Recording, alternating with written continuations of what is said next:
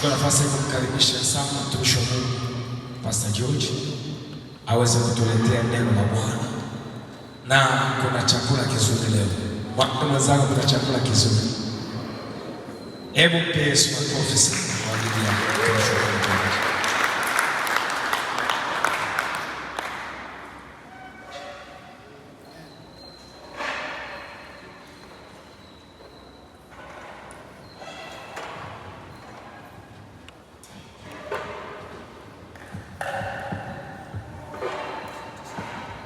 Haleluya. Vipi, tumechoka sana jamani? Unajua baada ya watu kula wanaanza kuomba bila kuambiwa waombe. Si unafahamu hiyo? Wanaanza kusinzia. Sasa usiruhusu usingizi ukakuondoa kwenye uwepo wa Mungu. Amen. Mtume Paulo alisema, ni nini kitanitenga na upendo wa Bwana? Alafu akaanza kuweka orodha ndefu. Sasa sisi tutaongeza na usingizi usitutenge na upendo wa Bwana. Ikitokea unasikia usingizi, simama. Sawa sawa, eh? Kwa nini? Kwa sababu tuko vitani. Adui anatumia kila mbinu anayoweza kukufanya usiombe.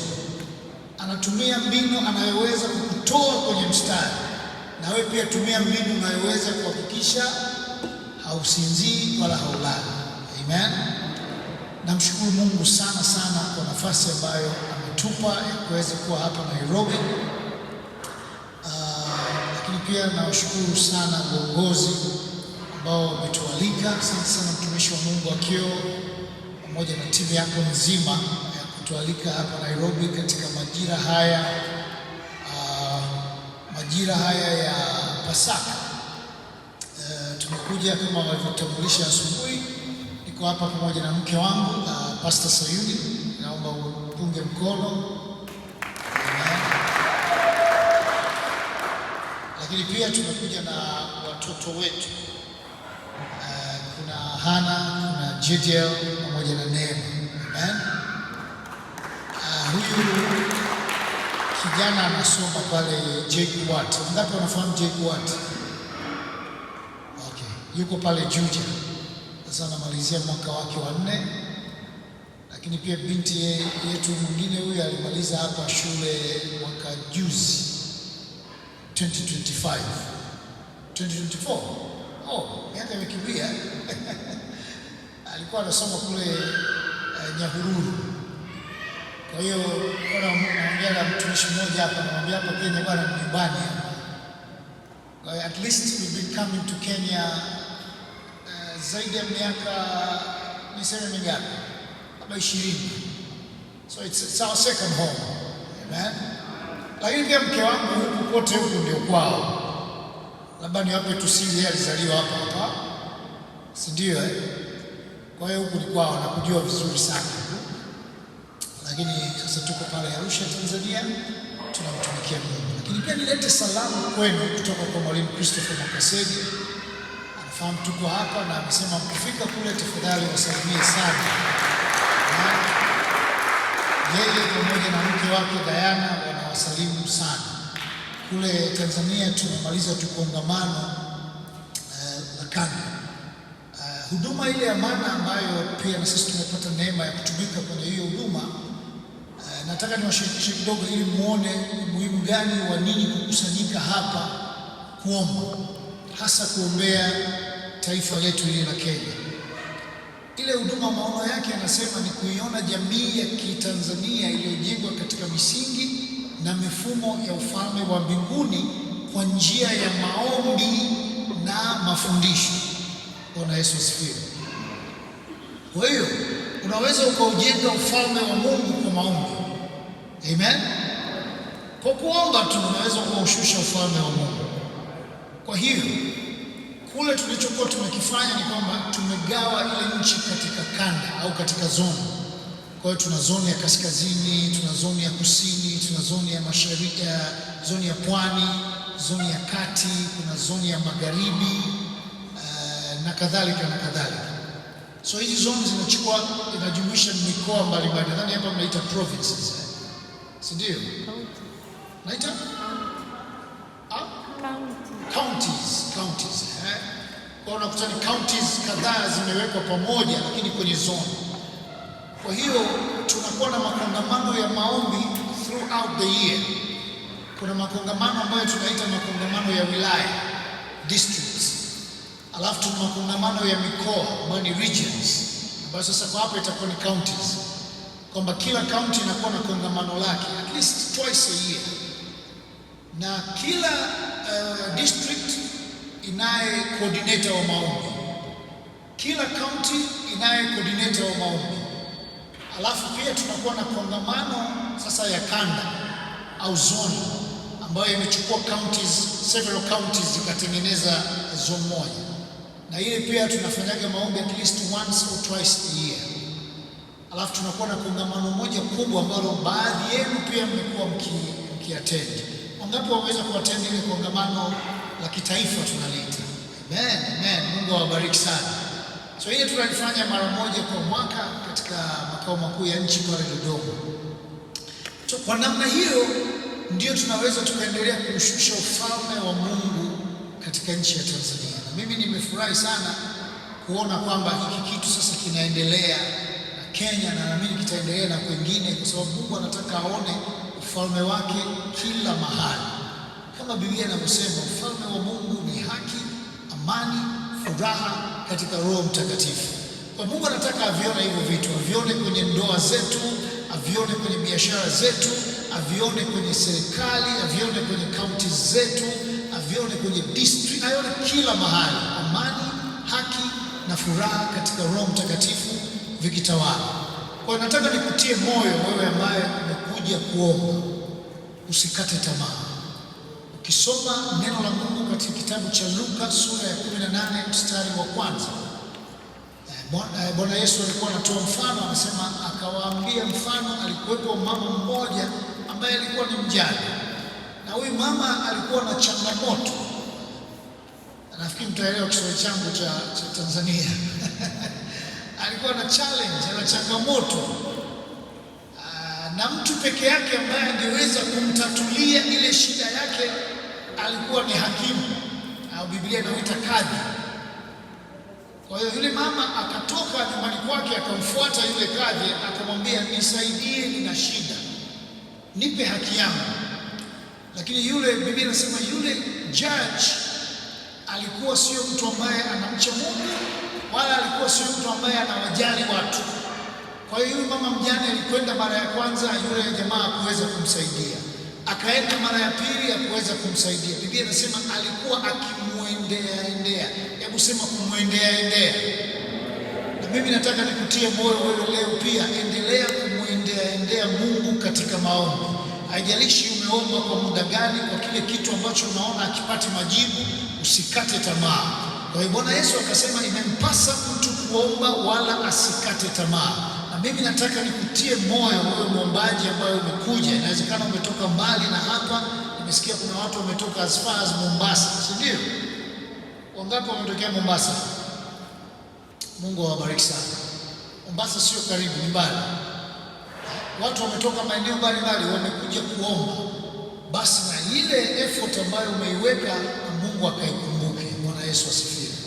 Na Mungu akaikumbuke, akajibu haja ya moyo wako. Biblia inasema ya kwamba baada ya huyu mama kuendelea kumwendea, kuna siku yule kadhi akakasirika, akasema, huyu acha nimpe haki yake asije akanichosha. Alafu Yesu anasema, na Mungu je, tutakapomwendea sisi kama watoto wake, si atatupa haki yetu upesi? Bwana Yesu asifiwe.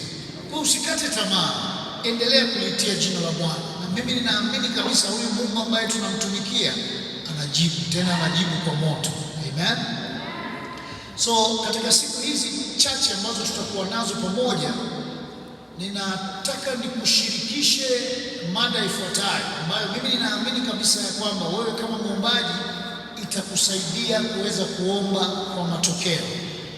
Na mada ambayo nataka nikushirikishe inasema tumia damu ya Yesu kama silaha ya vita vya kiroho. Damu ya Yesu kama silaha ya vita vya kiroho. Amen. So tutakwenda hatua kwa hatua, lakini mchana wa leo nataka kuweka tu msingi.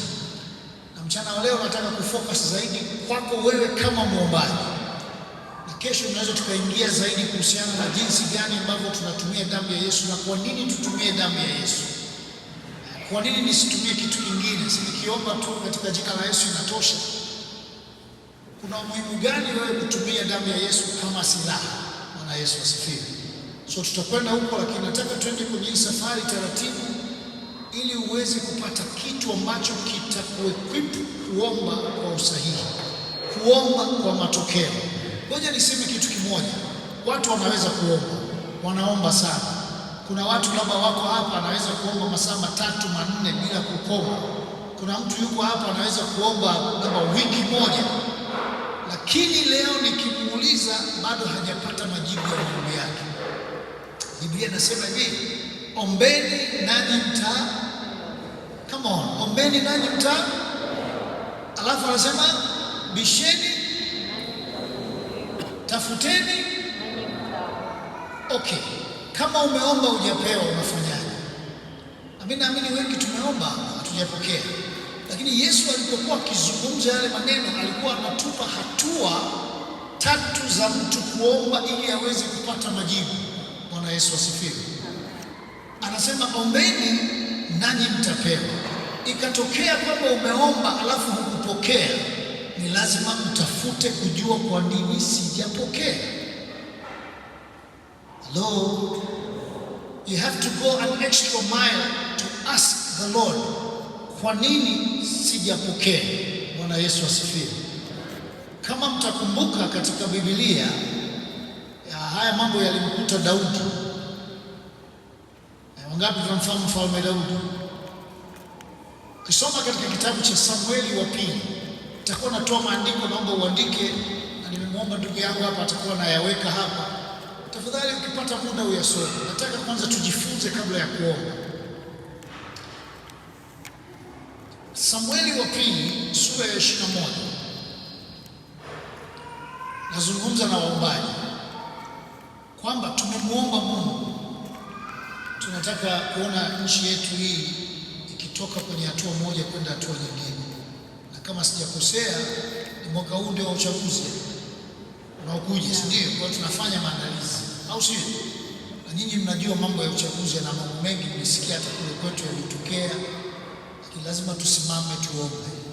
Tunaandikwa hapo katika kile kitabu cha Mambo ya Nyakati pili sura ya 7 mstari wa 14, si ndio? Anasema ikiwa watu wangu walioitwa kwa jina langu watajinyenyekeza na kuziacha njia zao mbaya na kutafuta uso wangu, ndipo nitakaposikia kutoka mbinguni na kuiponya nchi yao.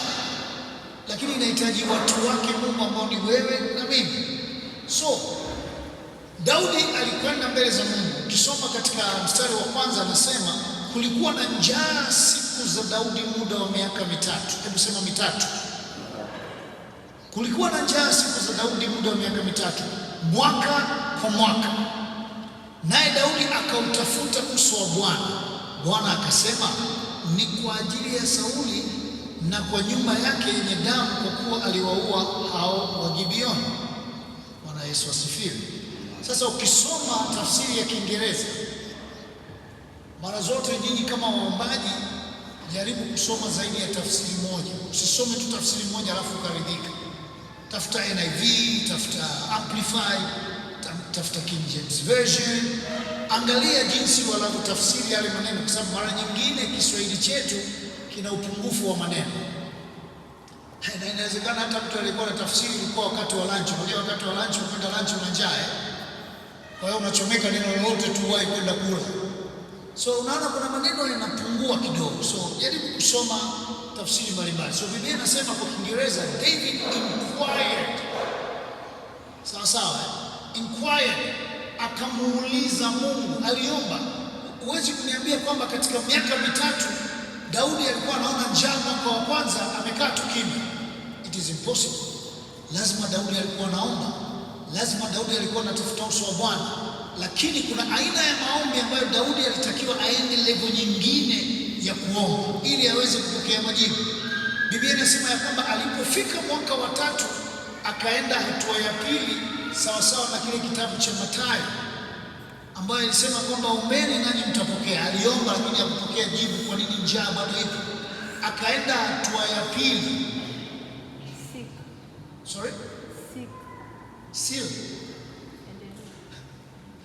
Akaenda hatua ya pili, sawa sawa, ya kufanya nini? Ya kutafuta kujua what is the problem. Kwa nini sipati majibu? Mungu, tumeomba, tumefunga, tumekuwa tukikulilia lakini hatupati majibu. Akabadilisha aina ya maombi, akaomba maombi ya kuuliza kuna shida gani, kuna tatizo gani. Kwa hiyo akaenda mbele za Mungu akamwambia Mungu, kuna nini? Mungu akasema good, nilikuwa nakusubiri kwa muda mrefu, sasa umekuja. Shida iko kwa Sauli. Bwana Yesu asifiwe. Shida haikufanywa na Daudi, ilifanywa na mfalme Sauli. Ina maana ni vitu vilifanywa huko nyuma, lakini matokeo bado yapo. Biblia inasema hivi katika kitabu cha Hosea 4:6 kwamba watu wangu wanaangamizwa kwa kukosa maarifa. Waombaji wengi sana hawapati majibu kwa sababu wanakosa maarifa sahihi ya jinsi ya kwenda mbele za Mungu. Kwa nini? Kwa sababu ufalme wa Mungu ni ufalme wa kanuni. Hebu sema kanuni. Ni ufalme wa sheria za kiroho, kanuni na taratibu. Mungu anakwenda kwa kanuni zake. Ukizijua kanuni zake, ndio maana Biblia inasema utaijua kweli na kweli itakuweka huru. Bwana Yesu asifiwe. Kwa Daudi baada ya miaka 3 akauliza, akaomba maombi ya tofauti. Akamwambia Mungu, hebu niambie kuna shida gani? Mungu akamwambia shida ilitokea wakati wa Sauli aliwaua Wagibeoni. Kwa nini? Sauli aliingia mkataba na Wagibeoni, Joshua aliingia mkataba na Wagibeoni huko nyuma kabisa. Akasema kabisa ya kwamba hatutawaua nyinyi. Ukisoma hiyo katika kitabu cha nadhani ni Waamuzi sura ya 6. Not Waamuzi, Joshua sura ya 6. Ukisoma utaona hiyo habari ya Wagibeoni. Lakini Sauli alipokuja akavunja yale makubaliano akawaua. Kwa hiyo alipowaua, Mungu akazuia mvua kwa sababu yale makubaliano yalifanyika in the name of God. Mungu alihusishwa kwenye ule mkataba. Kwa hiyo wakati Sauli anavunja mkataba hakumhusisha Mungu. Kwa hiyo Mungu akaachilia adhabu, na adhabu ilikuwa ni mvua kukosekana. Bwana Yesu asifiwe. Nazungumza na waombaji kwamba lazima tuwe na maarifa sahihi hata tunapoliombea taifa letu. Hata unapoombea ndoa yako, biashara yako, kazi yako, huduma yako, unahitaji kuwa na maarifa sahihi. Bwana Yesu asifiwe. Angalia, nikupe mfano mwingine kwa haraka kabla sijaingia kwenye ninachotaka kukizungumza. Wote tunafahamu habari ya mtu aliyekuwa anaitwa Elikana. Biblia inasema Elikana alikuwa na wake wawili. Alikuwa na mke wa kwanza anayeitwa Penina na mwingine alikuwa Hana. Lakini Penina alikuwa anazaa, Hana alikuwa hazai. Na wakaanza kumnyanyasa Hana kwa sababu hazai. Hicho kitu kilimnyong'onyeza, kilimuumiza sana Hana. Mimi nataka kuamini Hana naye alikuwa akimlilia Mungu kwamba na mimi nipe mtoto, lakini hakuwa anaomba kwa jinsi ilivyokuwa inatakiwa. Inawezekana alikuwa anamwambia Mungu, na mimi nipe mtoto niwathibitishie kwamba naweza kuzaa, na mimi nipe mtoto na mimi nijionyeshe kwao kwamba nina mtoto. Lakini hayo maombi hayakujibiwa. Biblia inasema siku Hana alipobadilisha aina yake ya maombi, akasema Mungu, ukinipa mtoto mume nitakurudishia ili akutumikie. Hiyo ndio siku Hana alipopata mtoto. Bwana Yesu asifiwe. Kwa nini? Alibadilisha maombi yake yakaendana na uhitaji uliopo katika ufalme wa Mungu, kwa sababu wakati ule mbingu zilikuwa zinatafuta nabii, na iliandikwa toka kuumbwa kwa misingi ya ulimwengu kwamba huyu nabii anatakiwa apite kwa Hana. Lakini kwa sababu Hana alikuwa hajaliona hilo, yeye aliendelea kupambana katika ulimwengu wa mwili ili afanane na Penina. Kila mtu yuko tofauti. Mungu ameweka vitu tofauti kwa kila mmoja wetu. Bwana Yesu asifiwe. Kwa unapokwenda mbele za Mungu, nenda wewe kama wewe, lakini unahitaji maarifa sahihi kama muombaji. Haleluya. So mchana wa leo nataka niweke focus kwako wewe muombaji. Tutengeneze msingi kabla tujaanza kujifunza jinsi gani tunavyoweza kutumia damu ya Yesu kwa ajili ya kuomba, and then tutakuwa na ajenda kadhaa za kuomba kabla tujamaliza. Haleluya. Kuna kweli chache za msingi ambazo unahitaji kuzifahamu. Nataka nikushirikishe. Kweli ya kwanza, Mungu ana mawazo mema juu sema yangu. Hebu sema Mungu ana mawazo mema. Ongea kama vile unamaanisha. Sema Mungu ana mawazo mema juu yangu. Haleluya. Sawa sawa na kitabu cha Yeremia sura ya 29 mstari wa 11. Biblia inasema kwa maana ninayajua mawazo ninayokuwazia, asema Bwana, ni mawazo ya mema wala si ya mabaya. Yeremia sura ile ya 29 na mstari wa 11. Maana nayajua mawazo ninayowawazia ninyi, asema Bwana, ni mawazo ya amani wala si ya mabaya, kuwapa ninyi tumaini siku zenu za mwisho. Kwa hiyo kuna vitu au kitu ambacho Mungu anamwazia kila mmoja wetu, alafu anasema hicho ambacho ninakuwazia ni kitu kizuri. Sasa lile neno mawazo kwa maneno mengine linamaanisha mpango, plan, purpose au lengo. Mpango, lengo, sawa sawa. Purpose, anasema ninajua purpose nilionayo juu yako. It's a good purpose. Bwana Yesu asifiwe. So God has a purpose for every one of us, lakini unatakiwa ujue. Zaburi anasema hivi 82, anasema they don't know neither do they understand, they walk on in darkness, the foundations have been shaken.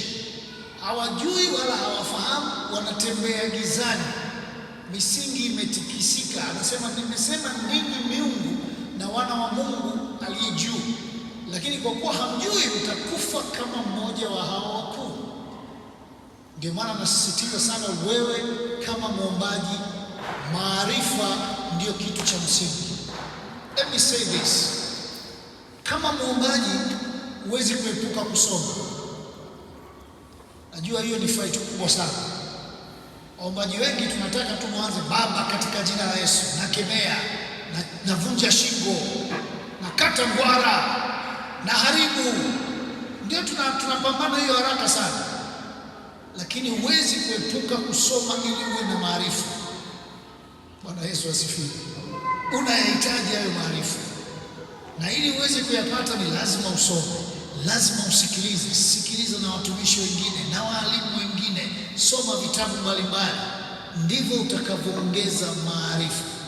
Biblia inasema hivi katika kitabu cha Mithali sura ya 24, anasema nyumba hujengwa kwa hekima, alafu vyumba vyake huthibitishwa kwa maarifa, na vyumba vyake hujazwa kwa ufahamu. Sawa sawa. Kwa unahitaji maarifa, unahitaji ufahamu, unahitaji hekima, lakini ili uweze kuvipata ni lazima usome. Na ndio maana leo ukitaka kuanza kusoma neno la Mungu inakuwa struggle kubwa sana. Wangapi wananielewa? Mungu awabariki kwa kuwa wa kweli. Kwa nini ni ngumu sana nikitaka kuanza kusoma neno kuliko ilivyo nikichukua simu yangu na kuanza kuscroll kwenye Twitter na Facebook na vitu vingine? Sasa shetani anajua huyu mtu akipata maarifa ya neno la Mungu atanishinda. Kwa hiyo anafanya juu chini kuhakikisha ya kwamba husomi neno la Mungu wala husikilizi neno la Mungu. Na therefore, kama huna neno la kutosha ndani yako, unawezaje kuomba? Biblia inasema ya kwamba mnaliangalia neno langu nipate kulitimiza. Kwa tunapoenda mbele za Mungu, tusiende kuomba kwa maneno yetu, tuombe neno, kwa sababu Mungu anaangalia neno, haangalii maneno. Bwana Yesu asifiwe. Maneno tunayo mengi sana, lakini Mungu anasikiliza, anaona hatuna payuka. Lakini the moment utakapoanza kuomba neno, angalia Hana alipoomba sawasawa na kilichokuwa mbinguni, ndio mambo yalitokea. Lakini kumbuka, sio wote sisi ni kina Penina na sio wote sisi ni wakina Hana. Tuko tofauti. Penina ana la kwake ambalo Mungu amempangia, na Hana ana la kwake ambalo Mungu amempangia. Usijifananishe na mwingine, nenda mbele za Mungu wewe kama wewe, kwa sababu anasema ninajua mpango niliouweka ndani mwako, ninaufahamu. It's a specific plan. anamwambia Yeremia katika sura ile ya kwanza, anasema sikiliza wewe, mimi nilikujua wewe toka tumboni mwa mama yako, alafu nikakuchagua, alafu nikakufanya uwe nabii wa mataifa. Kwa kama Mungu alimjua Yeremia toka tumboni mwa mama yake, alikujua na wewe, alinijua na mimi.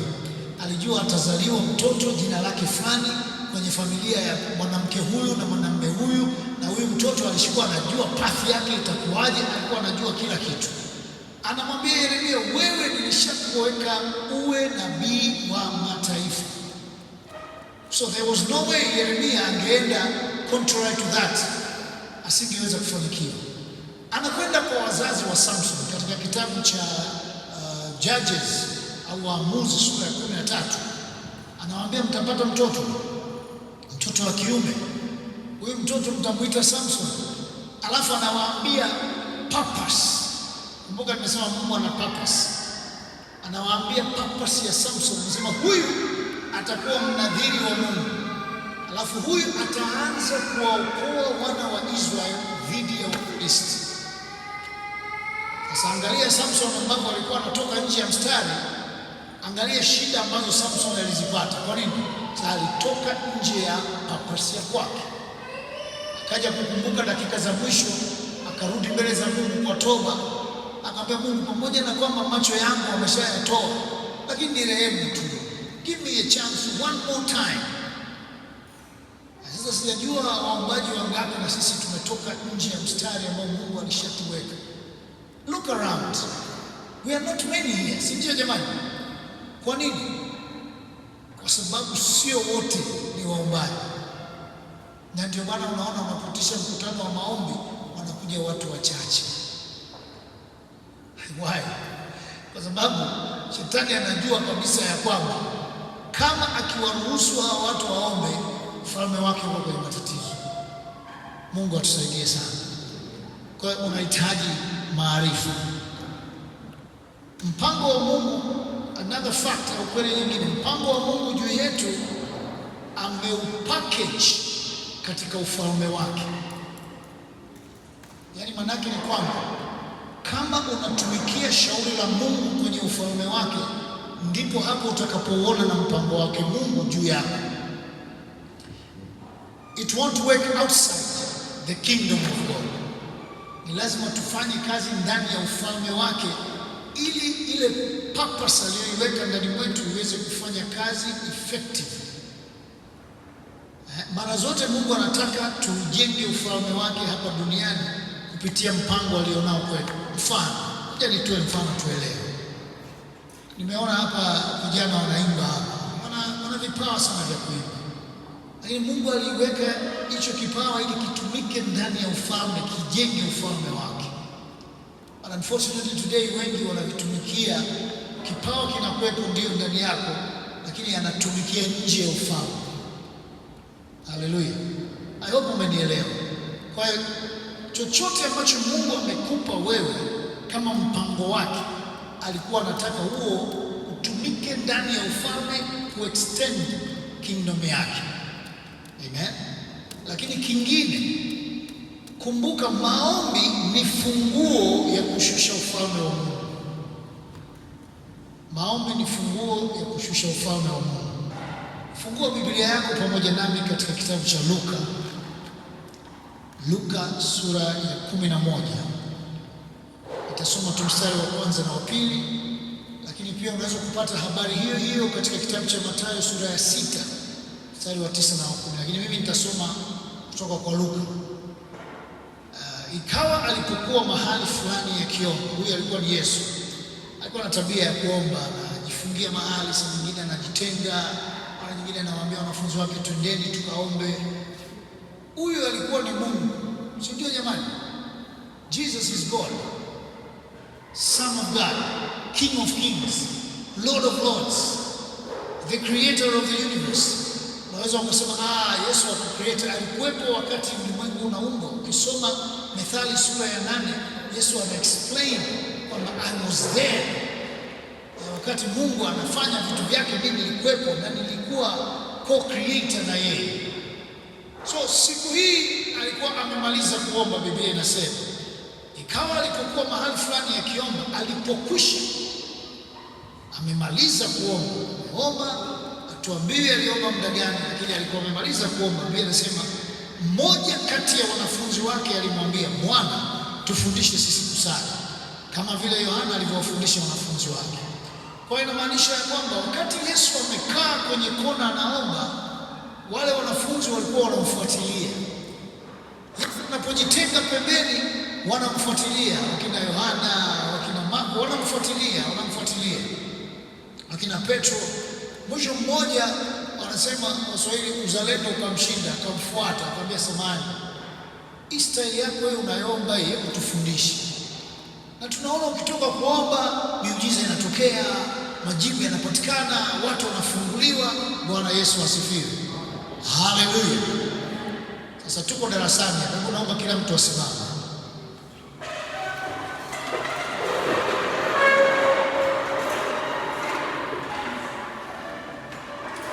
Mimi ni mwalimu, sio kushangaa. Tuko kwenye kongamano la maombi, mwalimu katuambia tusimame.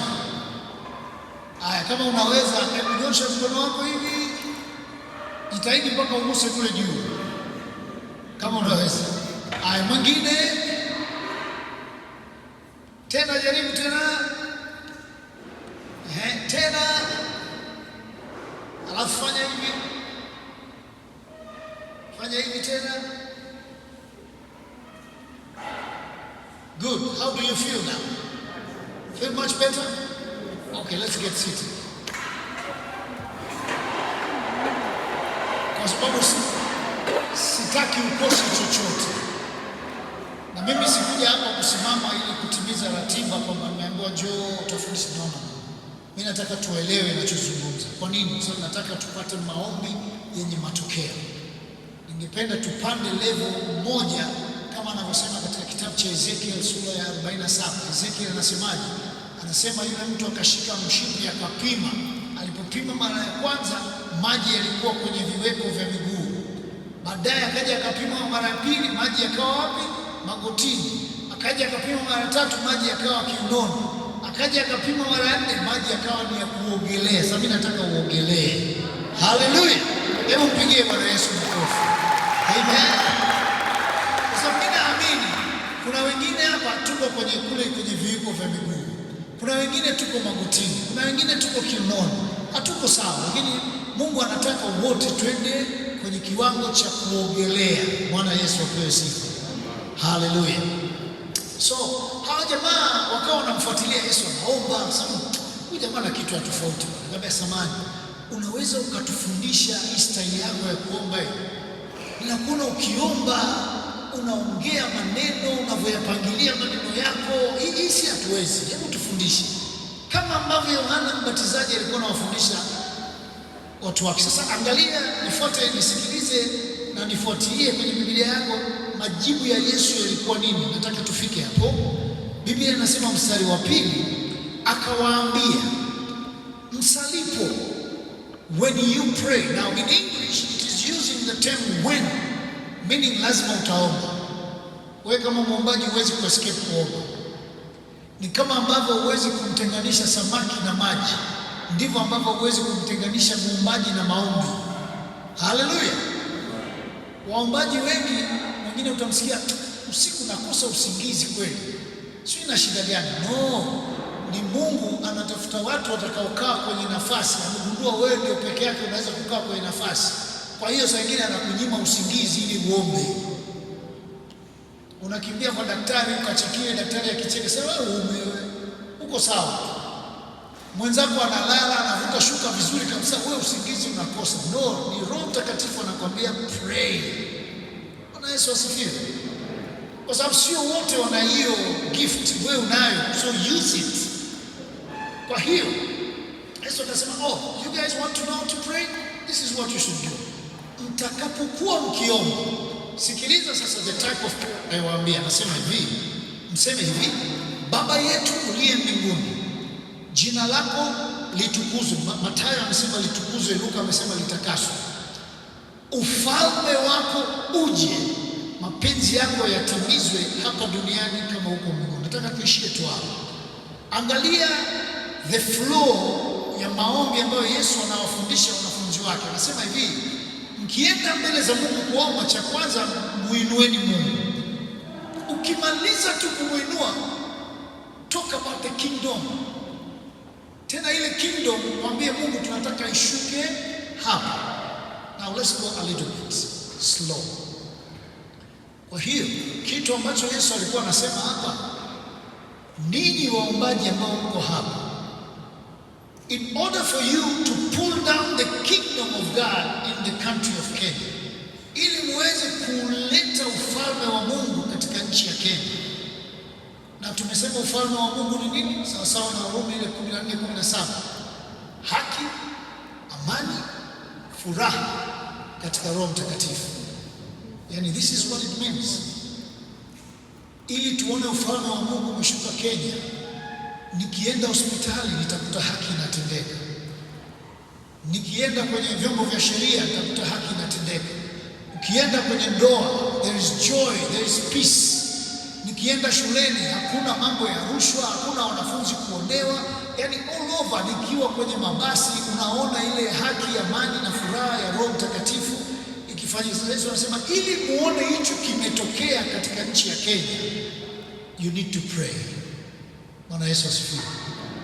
Yani Yesu anasema prayer ndio itakayoweza kushusha kingdom. Hello. Sijui kama mmepata uzito wa kitu ambacho Mungu amewabebesha. Inawezekana umekuja hapa kwa sababu umepata mwaliko. Inawezekana umekuja hapa kwa sababu ya mazoea ya kuja kwenye maombi. Lakini leo nataka nikufungue macho kwamba kitu ambacho Mungu amekubebesha sio kitu chepesi. Mungu amekuwekea mzigo wa kuhakikisha ufalme wa Mungu unashuka Kenya.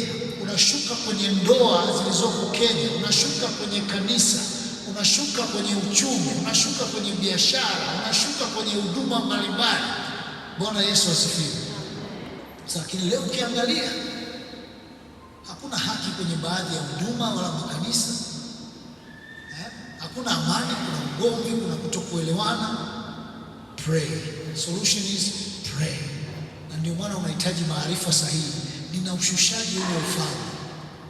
So tunapoendelea kujifunza tutaona jinsi gani ambavyo unaweza kukaa wewe muombaji kwenye nafasi. Nadhani kama nakumbuka vizuri, mtumishi wa Mungu aliposimama hapa anaongoza maombi akasema kuna maeneo unaweza ukaingia pasipo wewe kuwepo. Si ndio? Kwa mfano, unaweza kuingia bungeni bila wewe kwenda bungeni. Nani ananielewa? Kwa kutumia magoti yako. Matokeo yake badala ya wewe kuingia bungeni kwa magoti yako, na wewe unajiunga na wale watu wa social media wanaotukana na kulalamika. Kwa tunapoteza muda mwingi sana. Lakini Mungu amesema get down on your knees and pray. Pull down the kingdom. Waendelea kushusha ufalme kupitia maombi. Shusha ufalme kupitia maombi. Kwa hiyo maana Bwana wetu Yesu Kristo mwenyewe alikuwa anajua kabisa ya kwamba kipaumbele cha baba yake ni ufalme. Na ndio maana nawaambia shida nyinyi mnapoomba, Mungu tupe mkate, nipe school fees, nipe pull down the kingdom. Ufalme ukishuka na vingine vyote mtazidishiwa.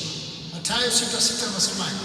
Seek ye first the kingdom of God and his righteousness, and the rest shall be added unto you.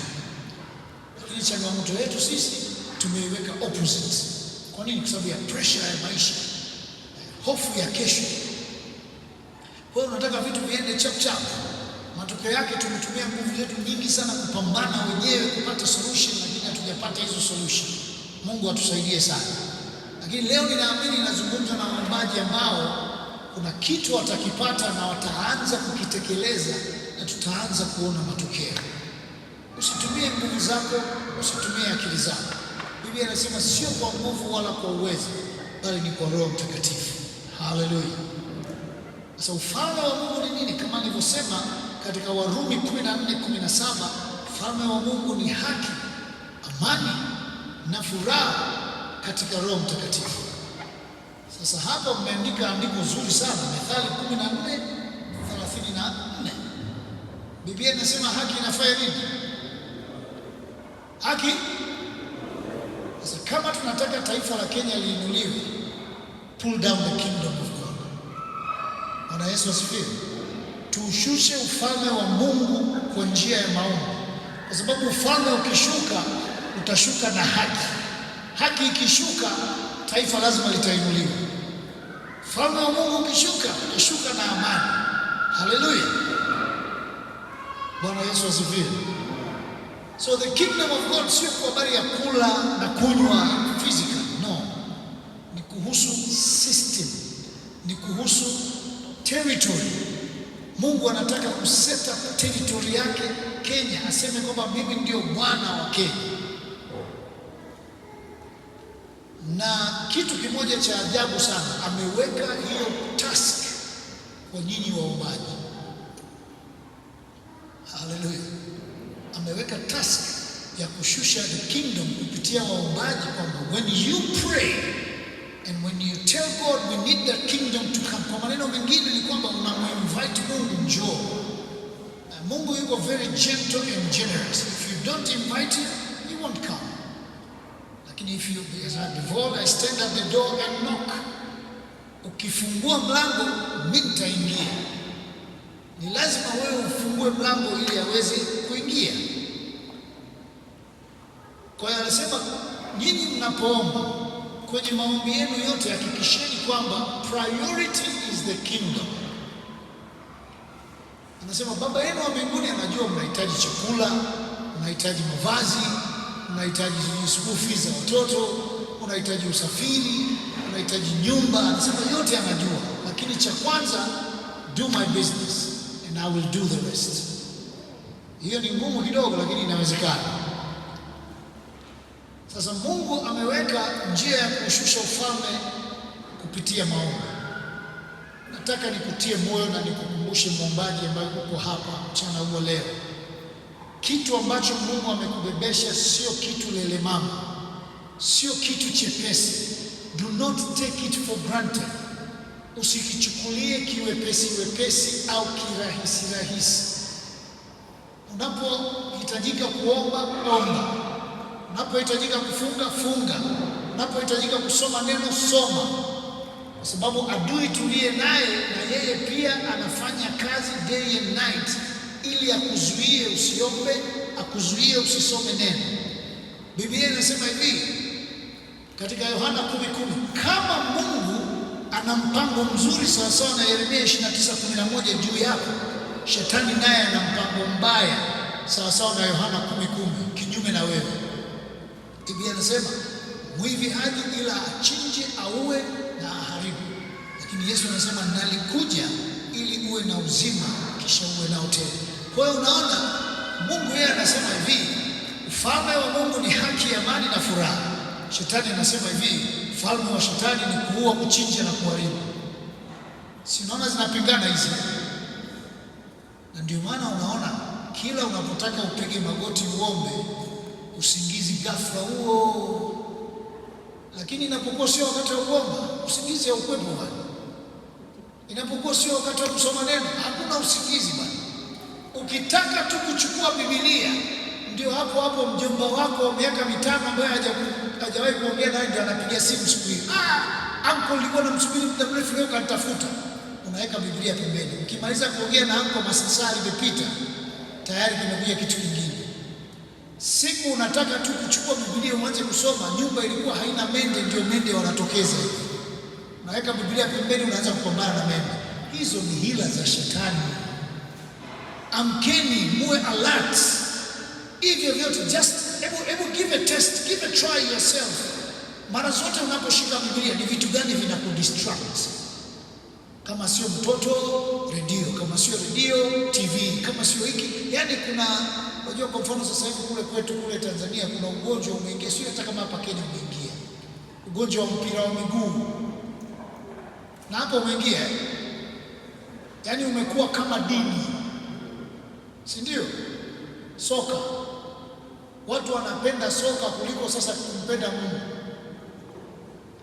Siku moja nilikuwa nafundisha mahali fulani huko, tulikuwa tunasimuliwa mzee wa kanisa, siku hiyo timu yake inacheza. Ni story ya kweli kabisa. Timu yake inacheza, Alichokifanya alikuwa mchungaji, akamfuata mzee wa kanisa akamwambia, sasa mzee, nimepata dharura, naomba usaidie kuendesha ibada ya jioni. Kumbe anaongea na huyu mzee wa kanisa ambaye ndio timu yake na yeye inacheza timu pinzani na yule mchungaji. Mzee wa kanisa anapiga hesabu akasema, mimi nikose mechi leo. Akaihamisha ile kwa mwingine, akamwambia, sasa kuna dharura, hebu naomba usaidie kuendesha ibada. Only to find out, wakaja kukutana wote baa wanaangalia mpira pamoja. Mchungaji kaaga na dharura na huyu mzee wa kanisa naye kaaga na wamekutana wote wanaangalia mpira. It's a serious thing sasa hivi. Lakini hiyo yote ni focus ya shetani kututoa. Sio dhambi kuangalia mpira, si ni michezo bwana. Lakini angalia jinsi anavyokutoa kwenye focus. Anatumia mbinu nyingi. Inawezekana labda nyinyi hamna hiyo shida, lakini ninaiona ikija. Kwa sababu ni tatizo la kidunia sasa hivi. Na vitu vingine vingi vinatutoa kwenye focus. Our time is wasted. And the devil is sitting somewhere anapiga makofi. Analeta vitu vinavutia. Vitu sio dhambi. Na ni kweli sio dhambi. Ni kitu kizuri tu. Lakini angalia kinavyokula muda wa kwako. Mungu atusaidie sana. Haleluya. Kwa hiyo kama ambapo Mungu ana mpango mzuri juu yako wewe muombaji, ndivyo shetani alivyo na mpango mbaya juu yako. Kwa ningependa wewe muombaji ufahamu ya kwamba tuna vita. We have a battle. Na hivi vita vinaongea tu wazi kabisa, inaongea kuhusu silaha za vita vyetu si juu ya damu na nyama. Inaongea kabisa ya kwamba vaeni silaha zenu zote za kivita mpate kumpinga ila za shetani. Kwa adui anapambana ili kuhakikisha ya kwamba wewe uliyepewa jukumu la kuushusha ufalme wa mbinguni kwa njia ya maombi uombe. Naongea na mtu ananielewa hapo? Au ni mimi peke yangu ndio napataga hiyo shida ya kupambanishwa? Ukishaona hivyo, Biblia imekupa solution, inasema mpingeni huyo shetani naye atawakimbia. Bwana Yesu asifiwe. Ndio maana nataka tujifunze jinsi ya kutumia damu ya Yesu ambavyo unaweza ukampinga huyo adui. Amen. Hallelujah. Kwa adui ana njia nyingi sana za kutuzuia sisi waombaji ili tusisome neno, ili tusiombe. Kwa sababu ukijua neno litakusaidia kuomba kwa usahihi. Ndio maana Wakolosai anasema neno la Mungu na likae ndani mwenu kwa wingi. Angalia katika kitabu cha Ufunuo sura ya 12 mstari wa 11. Na kesho tutauzungumzia huo mstari kwa kina. Biblia inasema ya kwamba nao wakamshinda kwa damu ya mwana kondoo na kwa neno la ushuhuda wao. Sikiliza, this is what I tell everyone I talk to. Kama heavens walihitaji kutumia weapon ya damu na weapon ya neno, how much more you and I tulioko hapa duniani? Si ni zaidi jamani? Kwa unahitaji neno. Equip yourself na neno. Wewe kama muombaji, please, niwaombe sana, soma neno. Unataka kuwa strong muombaji, soma neno. Angalia shetani Yesu amefunga 40 days. Shetani anamtokea bwana, anaanza kumjaribu. Hakujali kama huyu ni Mungu, hakujali kama huyu ni mwana wa Mungu, hakujali hiyo wala hata imsumbui. Afika anambia wewe kama wewe mwana wa Mungu, wewe anajua kabisa wewe ni mwana wa Mungu. Ikiwa wewe ni mwana wa Mungu, basi geuza haya mawe yawe mkate. Lakini Yesu alikuwa anajibu kwa kila challenge aliyoitoa shetani, na alijibu sawa sawa na neno la Mungu. Anamwambia it is written. Si ndio? Lakini hatuoni pale akimwambia imeandikwa katika Deuteronomy singapi, alimwambia tu it is written. So shetani asikuvuruge akakwambia lazima ukariri maandiko yote. Jua tu neno. Acha likae huko ndani. Kwa sababu likikaa huko ndani, Biblia inasema na Roho Mtakatifu atawakumbusha. Asa msimamapo mbele ya watu usiwe na wasiwasi utaongea nini, kwa sababu the Holy Spirit will remind you, but I will only remind you what you have already gone through. Mimi nitakukumbusha tu kitu ambacho ulishawahi kukipitia. Kama hujawahi kupitia na kukumbushia kutoka wapi. Kwa hiyo unaona jinsi gani ambavyo adui anakuzuia usisome neno. Sana najua huyu atatengeneza benki ya neno ndani yake. Kwa hiyo the best block asifikie hata hiyo Biblia. Mungu atusaidie sana. Kwa hizo tunaziita hila. Anatumia devices mbalimbali, anatumia hila ambazo zimebeba mikakati ya kuhakikisha maombi haya unatakiwa uombe ya kushusha ufalme ambao utaleta haki, amani na furaha na kuinua taifa, uombe. Kwa hiyo kama usipoomba, ina maana hivi vitu havitatokea. Tutabakia kulalamika na kupiga kelele, and it will never happen. Kwa nini? Because anything you see physical imetokea kwanza kwenye ulimwengu wa roho. Naomba nirudie tena, kila unachokiona kwa macho kilishafanyika kwanza kwenye ulimwengu wa roho, alafu wewe ndio ukaja kukiona kwenye physical. Kwa hiyo ili uweze kuwin, na wewe go in the spirit. Hallelujah. Wewe pia nenda ulimwengu wa roho. Ilikuwa tunatoa ushuhuda hapa, tunamshuhudia mtumishi, tuna rafiki yetu mmoja kule Arusha, mtumishi mkubwa sana. Alinunua gari. Naomba unisikilize vizuri, wewe ni mwombaji. Alimnunulia mke wake gari, alafu ghafla usiku wamelala, akatembelewa na makuhani wa dhehebu ambalo alinunua gari kwa wale ambao ndio walikuwa wamiliki. Wale makuhani wakaja na mapanga, wakamwambia, wewe mbona umechukua mali yetu? Akasema, no, mimi nimenunua kwa hela. Sisi ndio wasimamizi wa mali zetu. Kwa yule jamaa alipoamka asubuhi, akawasha gari, akaenda mpaka kwa wale ambao walimuuzia, akamwambia, naomba mfanye transfer. Wakaenda kwenye mahekalo yao huko, wakafanya transfer, akamwambia, basi haitatokea tena. Nini ninachokuambia? Vitu unavyoviona kwa macho vilishafanyika kwenye ulimwengu wa roho. Kwa hiyo na wewe lazima ukae katika ulimwengu wa roho, kwa sababu wewe ni kiumbe cha kiroho. Mwanadamu ni roho mwenye nafsi anayekaa kwenye mwili. Si unafahamu hiyo? You are a spirit being with a soul living in the body. Sawa sawa? Kwa lazima Mungu atusaidie tutembee katika roho ili tuweze kuona. So nataka kutoa mifano kadhaa ambayo itatusaidia kujenga msingi kwetu sisi wa umuhimu wa sisi kujiequip na neno, na wa umuhimu wa sisi kuwa imara katika maombi. Alafu kesho tutaingia sasa kwenye swala la jinsi gani tunaweza kutumia dawa. Sasa niona ni muhimu tuweke msingi. Angalia katika kitabu cha Mwanzo ambacho wote tunakifahamu. Nitajaribu tu paraphrase. Biblia inasema ya kwamba Mungu akamuumba mtu kwa sura na mfano wa kwetu. Alafu ilipofika wakati kwenye Mwanzo ile 1:28 akamuumba kina Adamu na Eva, alafu akasema wakatawale, replenish, subdue, multiply and so on and so on. Lakini aliwapa sharti moja, akasema katika kukaa hapa kuna mti msiuguse, wa ujuzi wa mema na mabaya, siku mkigusa hakika mtakufa.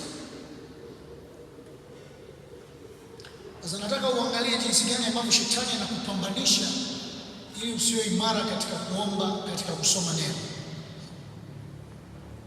Na anataka kufanya nini? Kumbuka, Mungu alipokuleta hapa duniani pamoja na purpose aliyoiweka, amekuposition, amekuweka kwenye nafasi.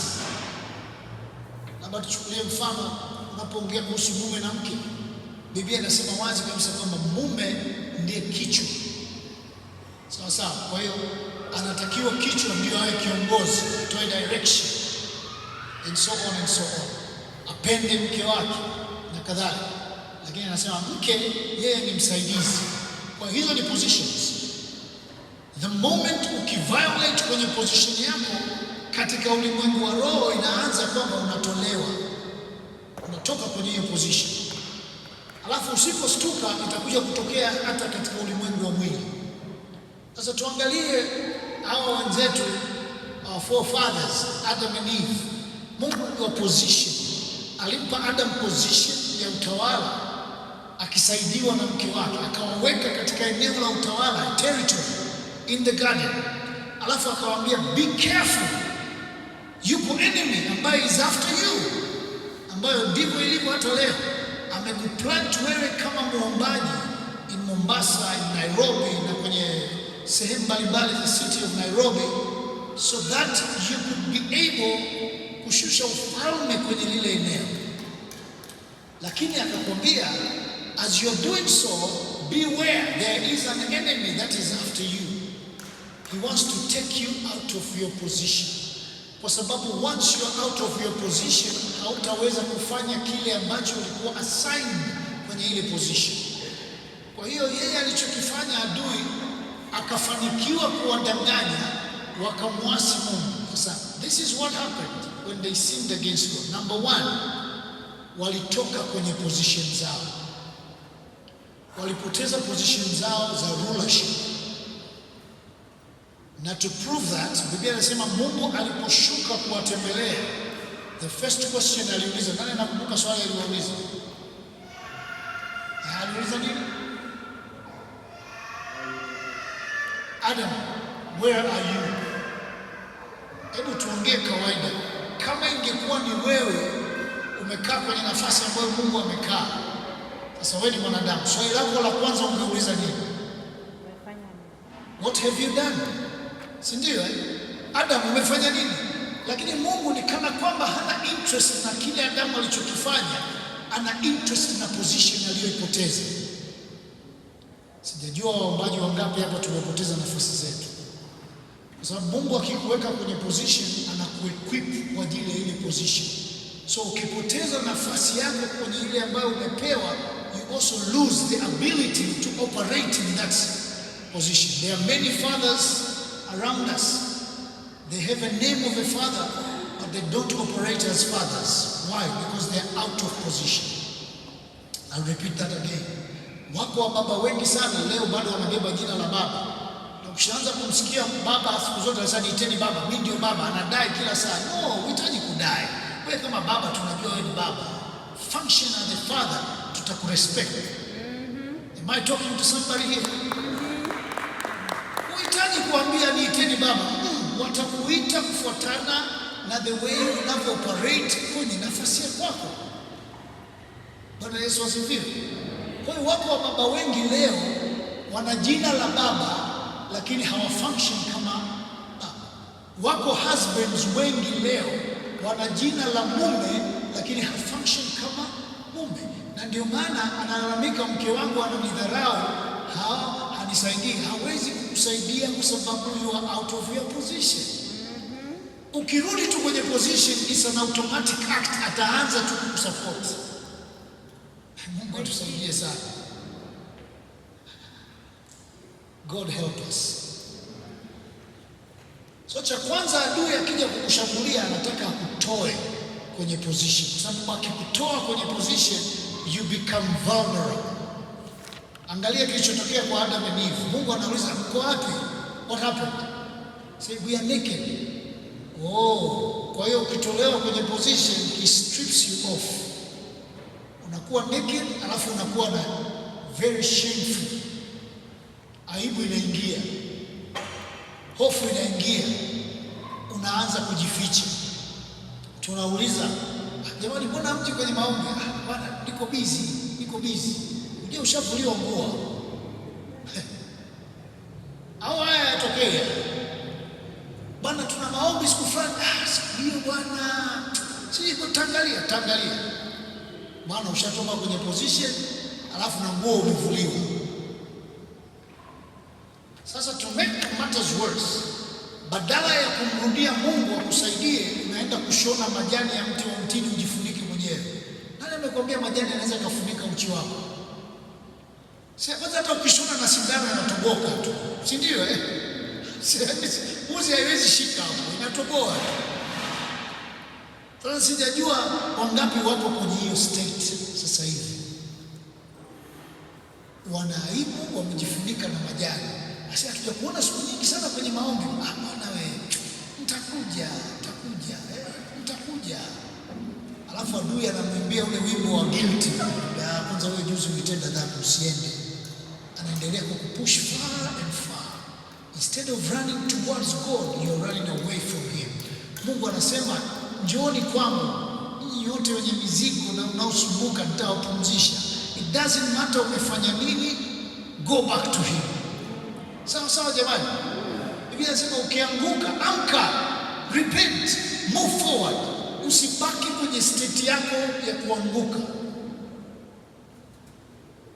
Mungu anataka waombaji ambao ni imara, kwa sababu adui tunayepambana naye sio lele mama, naye ana silaha zake ambazo kama hujajua jinsi ya kukabiliana nazo atakumaliza. Kwa hiyo cha kwanza anakutoa kwenye position. Akishakutoa kwenye position, unapoteza ile confidence ya ile nafasi yako. Aibu inaingia, unajificha, unatafuta solution ya kwako ya kujifunika ili watu wasione uchi wako. Lakini cha pili anachokifanya, anakufanya ukose uhalali katika ile nafasi. Sawa sawa, unakosa, I can call it legal rights. Saa nyingine hata ukiitwa baba unaangalia mara mbili, unaita bibi au unaita mtu mwingine. Usipone, umepoteza ile confidence, umepoteza ile rights. Na ndio adui anachotaka, anakutoa kwenye position kama mwombaji, unaanza kwenda mbali zaidi, anakuvua na ile haki ambayo ulikuwa nayo ilikuwa inakupa confidence. You're not confident anymore. Yaani kuna mtu mmoja tunamfahamu kule nyumbani, anaogopa kwenda kwenye baadhi ya makanisa, anasema nikiingia pale bwana nitaanguka mapepo. Wakianza kuomba tu mtamlipuka mapepo, msiendi ile kanisa. Si kama mnaelewa anachokisema. Kwa sasa muombaji anakubana mpaka hapo kwamba hata kwenda kuombea mtu ana mapepo sasa siendi, atanivamia mimi. Lakini zamani ulikuwa unaomba kwa nguvu sana. Nini imetokea? Amekutoa kwenye nafasi, amekukosesha na rights zako. Alafu namba 3 atakayofanya, which is worse. So nimeshaongea vitu viwili. Anakutoa kwenye position, anakukosesha right yako. Cha tatu, anakushitaki, anakuaccuse. I believe you're writing these things will help you as a prayer warrior. Angalia kitabu cha Ufunuo sura ya 12 mstari wa 10. Revelation chapter 12. Revelation 12 and verse 10. Anasema hivi, nikasikia sauti kuu mbinguni ikisema, sasa kumekuwa wokovu na nguvu na ufalme wa Mungu wetu na mamlaka ya Kristo wake, kwa maana ametupwa chini mshitaki wa ndugu zetu, yeye awashitakie mbele za Mungu wetu mchana na usiku. Kesho tutaongea kwa undani zaidi tunapoongea hasa kuhusu damu. Sikiliza jamani, adui yetu tunayepambana naye Biblia inamuita ni mshitaki. Kwa Kiingereza anatumia neno accuser. Analeta mashitaka, anakutengenezea mizengwe, anakutungia vitu ambavyo havipo. Alafu anasema hivi, anafanya hiyo kazi usiku, na kwa hata hapo umekaa sasa hivi anakushtaki. Believe me, anaenda mbele za Mungu anasema hivi, yule Jackson yule anaweza akaniita muombaji kweli yule? Kazi yake kukaa tu kwenye magengegenge kupiga story, hana kitu. Anapeleka tu mashtaka. Kwa hiyo anafanya vitu vitatu ili kukuondoa kwenye nafasi yako kama muombaji. And once he is done with that, unapoteza kabisa confidence yako. Mungu atusaidie sana.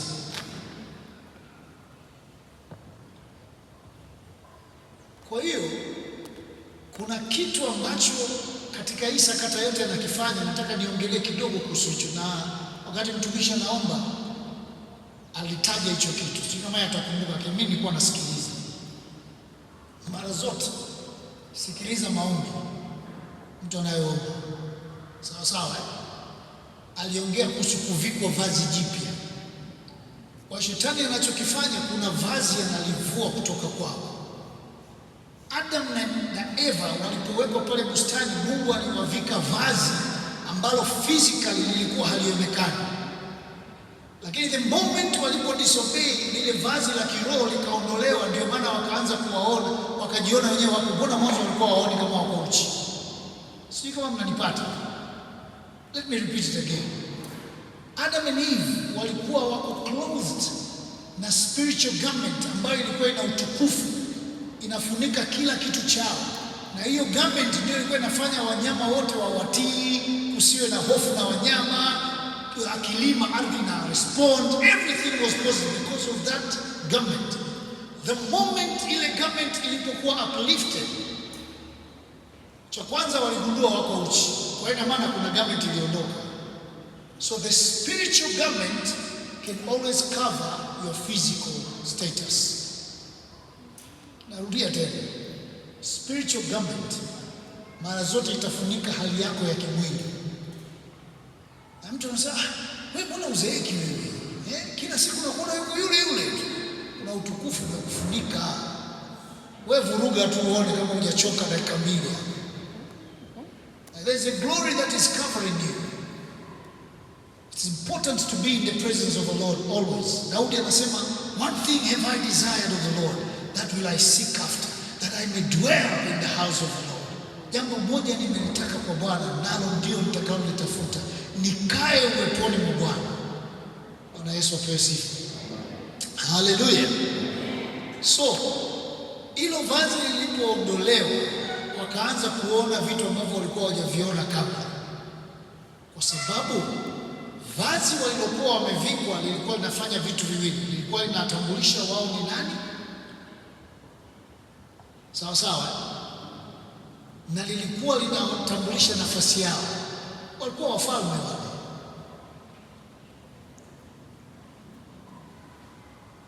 Kwa hiyo dhambi ni kitu ambacho kinatutoa kwenye nafasi zetu. Dhambi, kama tulivyosema, maombi ni ufunguo wa kuteremsha ufalme wa mbinguni. Dhambi ni ufunguo wa kututoa kwenye uwepo wa Mungu, na ikishatutoa hatuna tena confidence ya kuomba ili ufalme ushuke, na ndicho adui anachopambana. Jiulize swali, saa nyingine unasema mimi ni muombaji, mbona mimi ndio nashambuliwa sana? Mbona ndoa yangu ndio inashambuliwa sana? Biashara yangu inashambuliwa sana? Kwa nini adui akaangaike kumshambulia mtu ambaye tayari ni wa kwake? Hana threat kwenye kingdom yake. You are a threat in his kingdom. Ndio maana anakushambulia. Bwana Yesu asifiwe. Kwa hiyo usishangae kwa nini wewe unapata mashambulizi mengi, kwa sababu ya position uliyopewa. Lakini inabidi ujue jinsi ya kukaa kwenye hiyo position. Kwa hiyo hawa ndugu zetu, vazi lao la kiroho lilipovuliwa, yale yote ambayo yatakuwa yatokee, kuzidisha, kutawala, yote haya vikavurugwa. Sasa ikawa wakitaka kupata chakula, jasho; wakitaka kuzaa watoto, uchungu mkali zaidi. Kila kitu kinavuruga. So chunguza maisha yako. Ukishaanza kuona kuna jasho jingi pamoja na kwamba umeokoka, angalia labda vazi lako tayari kama halijavuliwa limechanika. Unahitaji sindano ya damu ya Yesu ili iweze kuliunganisha tena. Inawezekana naongea in a joking way, but these are very serious matters. Na ukizizingatia, you become different prayer warrior. Bwana Yesu asifiwe. Walijaribu kutengeneza mavazi ya kujifunika, but it was not a solution. Kama vile ambavyo wengi wetu tumetoka kwenye mstari, badala ya kumrudia Mungu unaenda kutafuta solution kwenye YouTube. Sisi zipo au nakosea? Na YouTube watakwambia tu how to return back to God, 7 ways to return back to God. Sasa ukishasoma ile, hutaki hata kwenda kwa mchungaji, hutaki kwenda kwa muombaji mwenzako ukajieleza, jamani nahitaji msaada, nazama mimi. Anakwambia YouTube kisha nipa solution.